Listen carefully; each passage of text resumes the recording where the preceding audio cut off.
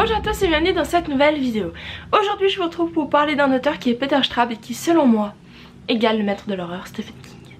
Alors Peter Straub est né en 1943 à Milwaukee dans le Wisconsin et à 7 ans il se fait renverser par une voiture.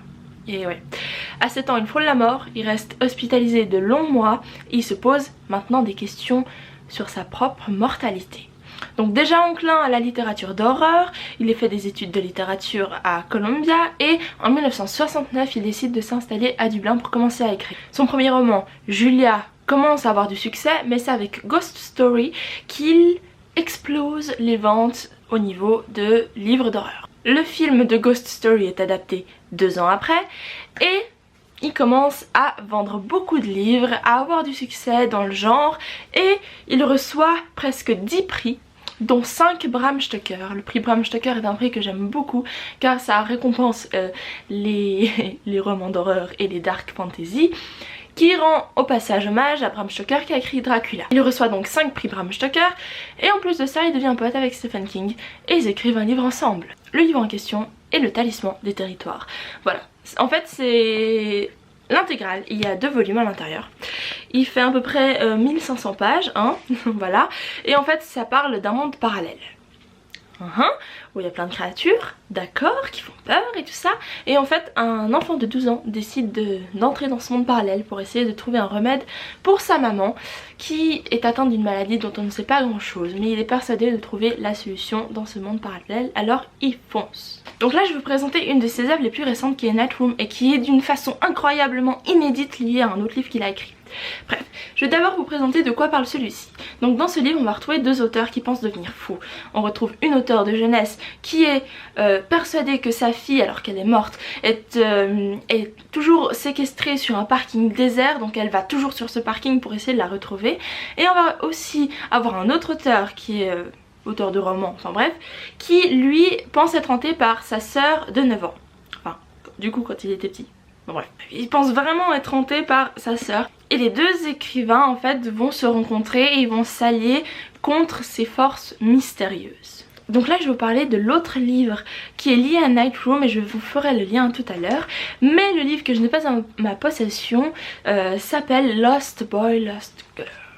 Donc ce livre là parle d'une femme qui se suicide 1 semaine pile après la disparition de son fils. En fait on va retrouver de nouveau Timothy, qui est aussi un personnage de Night Room, qui se trouve en fait être l'oncle de l'enfant qui a disparu.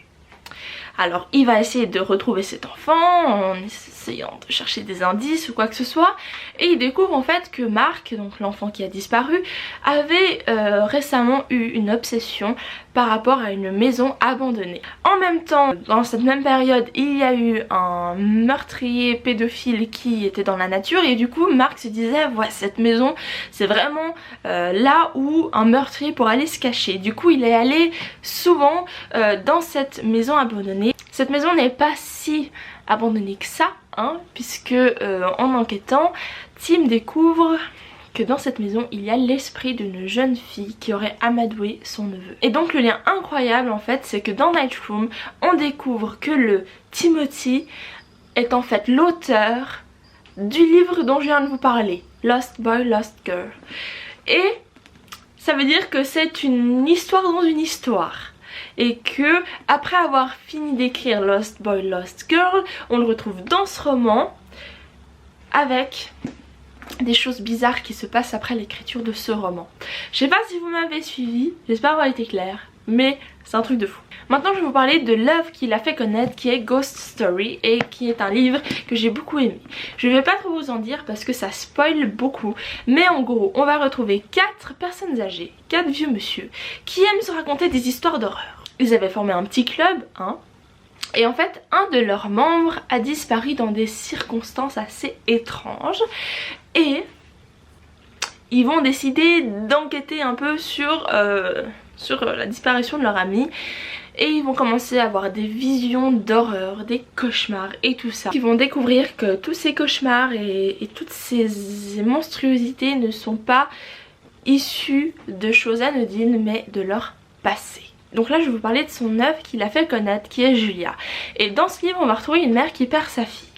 Encore une fois, je note que dans tous ces bouquins, il y a souvent un enfant qui meurt ou qui disparaît. Je me demande si c'est peut-être pas quelque chose qui lui est resté suite à ce qu'il a vécu.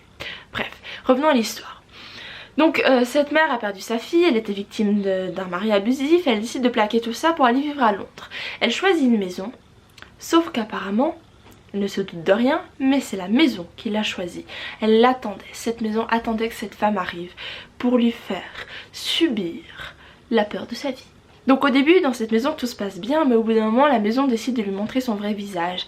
Et dans ce cas là il commence à y avoir des bruits la nuit, des apparitions en plein jour, et elle se demande si elle devient folle. Mais non, c'est la maison qui lui fait tout ça. Et en plus de ça, elle se croit hantée par une petite fille, donc elle décide de s'intéresser au passé de la maison et elle découvre que 20 ans auparavant, cette maison a été le théâtre d'un horrible scénario. Et ce qu'elle va découvrir va être la révélation du bouquin. Donc voilà, c'est tout pour cette vidéo. Je voulais juste vous présenter cet auteur qui a une histoire assez atypique et qui a écrit des livres qui sont vraiment terrifiants. Et j'espère que ça vous a plu. N'hésitez pas à me dire si vous avez lu quelques-uns de ces livres, si vous voulez en lire. N'oubliez pas aussi de vous abonner à la chaîne et à tous mes réseaux sociaux. J'espère que ça vous a plu. Dites-le moi en commentaire et je vous dis à très bientôt dans une nouvelle vidéo. Bye!